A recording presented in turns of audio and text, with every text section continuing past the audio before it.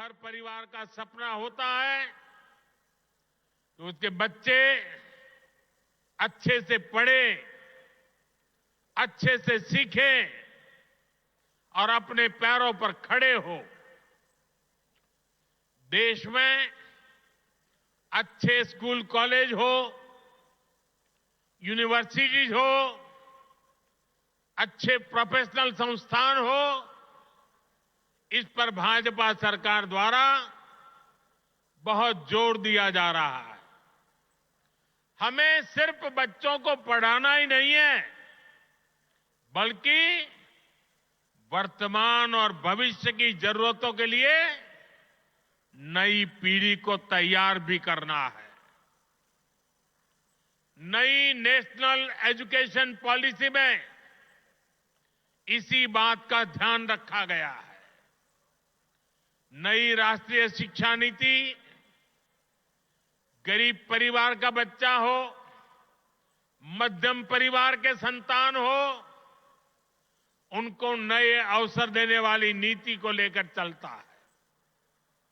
हमारे देश में मध्यम वर्ग परिवार के बच्चे हो, गरीब परिवारों के बच्चे हो, उनके लिए डॉक्टर बनना, इंजीनियर बनना, बड़ी अदालत में खड़े होकर के वकालत करना, ये सारे सपने उनके भी होते हैं। लेकिन मध्यम वर्ग के परिवार के लिए अंग्रेजी माध्यम की स्कूल में बच्चों को पढ़ाना आसान नहीं होता है। गरीब के लिए बच्चों को अंग्रेजी में शिक्षा देना मुश्किल होता है। अगर मेरे मध्यम वर्ग के बच्चे, मेरे गरीब परिवार के बच्चे क्या अंग्रेजी के अभाव में डॉक्टर इंजीनियर नहीं बन सकते हैं क्या? क्या उनका डॉक्टर इंजीनियर बनने का सपना पूरा होना चाहिए कि नहीं होना चाहिए?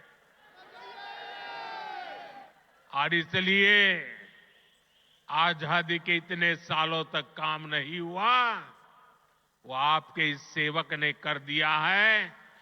अब वो अपनी मातृभाषा में पढ़ करके डॉक्टर भी बन सकता है, इंजीनियर भी बन सकता है और बड़ी से बड़ी अदालत में मुकदमा भी लड़ सकता है।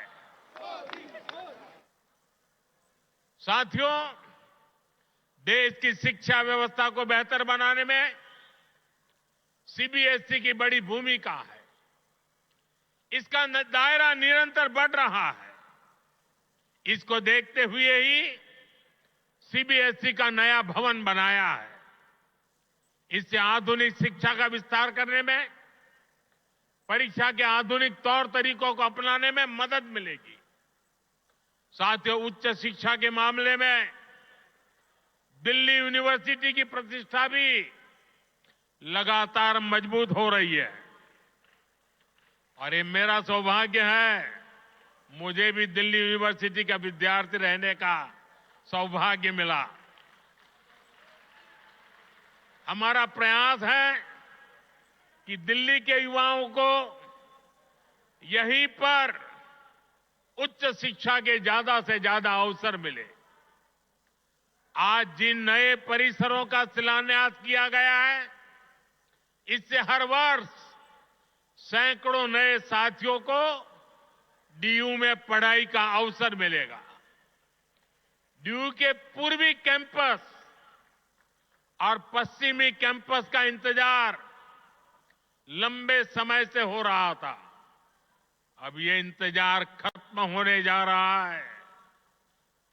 सूरजमल विहार में पूर्वी कैंपस और द्वारका में पश्चिमी कैंपस पर अब तेजी से काम होगा। वहीं नजफगढ़ में वीर सावरकर जी के नाम पर नया कॉलेज भी बनने जा रहा है। साथियों, एक तरफ दिल्ली में शिक्षा व्यवस्था के लिए केंद्र सरकार के प्रयास है, वहीं दूसरी तरफ यहां की राज्य सरकार का कोरा झूठ भी है। दिल्ली में जो लोग राज्य सरकार में पिछले 10 साल से उन्होंने यहां की स्कूली शिक्षा व्यवस्था को बहुत नुकसान पहुंचाया है। हालात ये हैं कि समग्र शिक्षा अभियान के तहत जो पैसे भारत सरकार ने दिए, ये दिल्ली में ऐसी सरकार बैठी है जिसको दिल्ली के बच्चों के भविष्य की परवाह नहीं है। जो पैसे शिक्षा के लिए भारत सरकार ने दिए, आधे पैसे भी पढ़ाई के लिए खर्च नहीं कर पाए लोग।